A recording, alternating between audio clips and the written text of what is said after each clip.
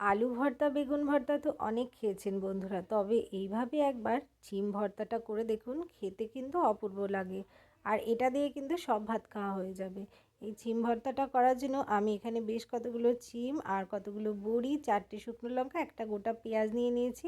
আর এটা দিয়ে আমি কিভাবে বানাবো চলুন দেখে নেওয়া যাক। এবার এই সূচ আর সুতোটা দিয়ে কিন্তু আমি কি করব বলুন তো, শিমের একটা মালা গেঁথে নেব।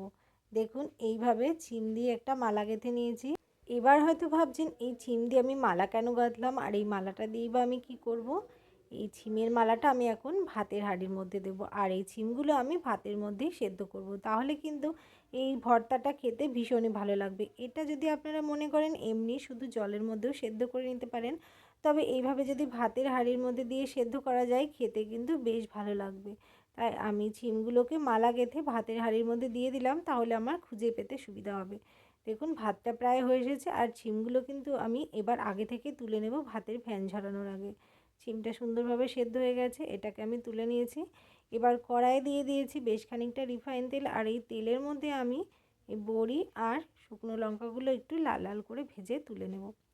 শুকনো লঙ্কাগুলো দেখুন ভাজা হয়ে গেছে, খুব ভালো করেই লাল করে ভেজে নিয়েছি, একদম মচমচে করে।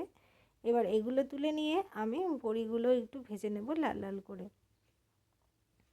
বড়িগুলো সব দিয়ে দিলাম। এবার একটু আস্তে আস্তে গ্যাসের জোর মিডিয়াম টু লো ফ্লেমে দিয়ে বড়িগুলো ভাজবো, যাতে খুব ভালোভাবেই ভেতরটা আর বাইরেটা ভাজা হয়।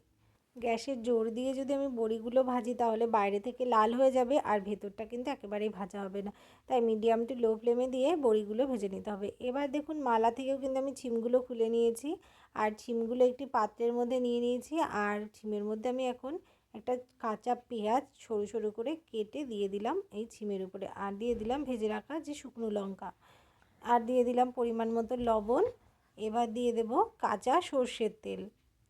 ছিমগুলো মালা থেকে খুলে নেওয়ার পরে ছিমের দুই সাইডে যে সরু শির থাকে সেটা কিন্তু অবশ্যই ছাড়িয়ে নিতে হবে এই ছিম ভর্তাটা মাখানোর আগে। এবার আমি তেলটা দেওয়ার পরে দিয়ে দিচ্ছি উপর থেকে ভেজে রাখা বড়ির গুঁড়ো। বড়িগুলো আমি আলাদা করে গুঁড়ো করে নিয়েছি, আর আপনারা যদি মনে করেন বড়িগুলো গুঁড়ো করে নিয়েও ভেজে নিতে পারেন, বা গোটা ভেজে নিয়ে এভাবে গুঁড়ো করে নিতে পারেন। এবার আমি খুব ভালো করে দেখুন মাখিয়ে নিচ্ছি এই ছিম ভর্তাটাকে। এইভাবে যদি মাখিয়ে খাওয়া যায় না, খেতে কিন্তু অপূর্ব লাগে। আপনারা বেগুন ভর্তা আলু ভর্তা তো অনেকে খেয়েছেন, তবে এইভাবে একবার শিম ভর্তাটা খেয়ে দেখবেন যদি কেউ না খেয়ে থাকেন। খেতে কিন্তু সত্যিই ভীষণই টেস্টি হয়, আর গরম গরম ভাতের সাথে তো এমন শিম ভর্তা পেলে আর কোনো কিছুই লাগবে না, এটা দিয়ে যেন সব ভাত খাওয়া হয়ে যাবে।